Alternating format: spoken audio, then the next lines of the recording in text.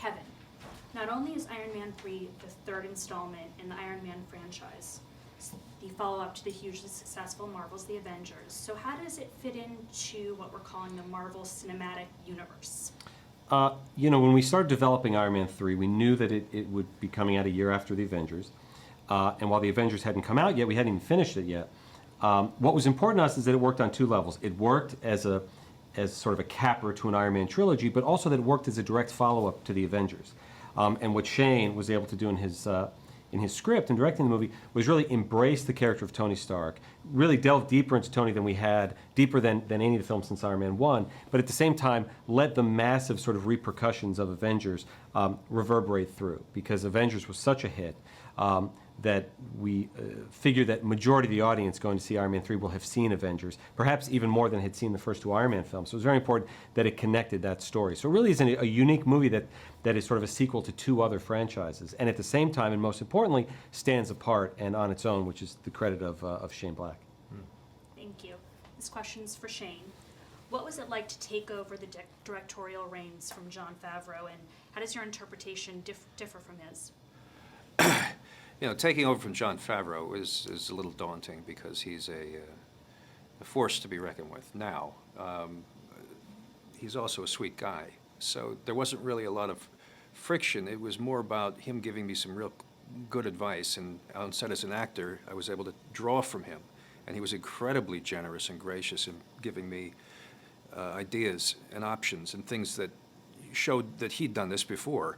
Now, the good news from this, too, was that I don't think that John and I have specifically very different ideas about Iron Man. I think we both like a more grounded, kind of realistic character.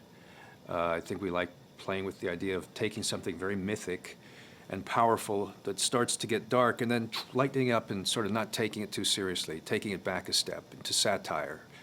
These are the things that he loves, too. So it was really, to me, a dream collaboration where I was able to access this guy who was an invaluable resource along the way. Hugely popular worldwide. What can you say about why the franchise has resonated so strongly with fans globally? Listen, the success of the movies is in no small part due to the fact that the fans have embraced it. And when we set out to produce one of these films, we start always with the source material, always directly from the comics. We do reinterpret, we do change some things. But when we change them, it's usually for a very good reason. And it's usually in an attempt to get at the heart of what the comic was all about. And I think fans around the world really respond to that. And now, as we've had 3 Iron Man films and the Avengers have come out, you now have fans, really deeply loyal fans, who are fans from the movies, from before, who hadn't read the comics or the movies had brought them to the comics. And for years and years, it was always the comics that brought them to the movies. And now we see that sort of spinning. And that just sort of showcases the loyalty of the fans around the world, that they're now embracing sort of a new continuity within the movies, still tipping our hat to the comics, pulling all the great ideas from the comics, but setting out on sort of a new cinematic continuity turf. Shane, you briefly addressed this in the press conference about having directed Robert Downey Jr. in Kiss Kiss Bang Bang, and you've had the chance to work with him again on this film. How was this experience different? Did you enjoy it more or less, and how so? It was a bit more frenetic.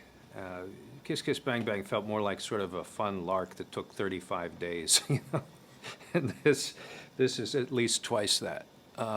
And I was tired on the day 30 on Kiss Kiss Bang Bang. I didn't want to keep going. I said, okay, just get me to the finish line. I wasn't even the halfway point on this, so, But Robert is a very powerful presence, and he makes people rise to the occasion. He demands of other people that they commit as fully and as, energetically as he does. So he kept us going. He kept us alive and alert and awake, and hopefully we kept the balls juggling to make this movie unpredictable enough that we had this sense that we're making something interesting, something fun and surprising. And that was great, too. Robert is a surprising actor. The reason I like working with him is you never quite know what you're going to get. He could come up one day with this, next day with that, and it's usually something that leaves you stunned that you didn't think of it. So Kevin, I mentioned the Marvel Cinematic Universe before, touching on that again. Does it ever give you pause to think how this franchise has paid off and paved the way for other similar franchises?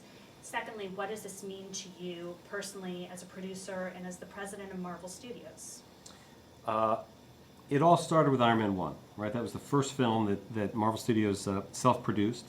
We'd certainly been involved in the Spider-Man franchise before that and the X-Men franchise before that. But that was really the first one that allowed Marvel and myself personally as a producer to put our mark on our films and our properties in the way that we wanted to see them made. And in fact, the audience embraced that so wholeheartedly, really gave us confidence to plow forward with the entire cinematic universe.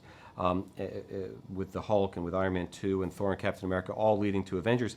And in the same way, it gave us confidence to now post-Avengers, and the Iron Man 3 being the first one of our next phase, gave us the confidence to do the unexpected, to go with our guts in ways that audiences may or may not predict, but that sort of keeps them and us on our toes. We never want to get predictable, and the easiest way to not be predictable is to have Shane Black behind the camera.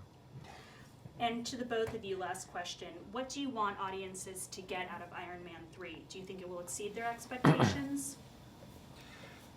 I hope that they get something from Iron Man 3, audiences get something from Iron Man 3 that is beyond just kind of a rock and roll movie. I hope that they see it as something that's more of a stew of elements, that is at times thrilling, other times can be sort of irreverent or funny.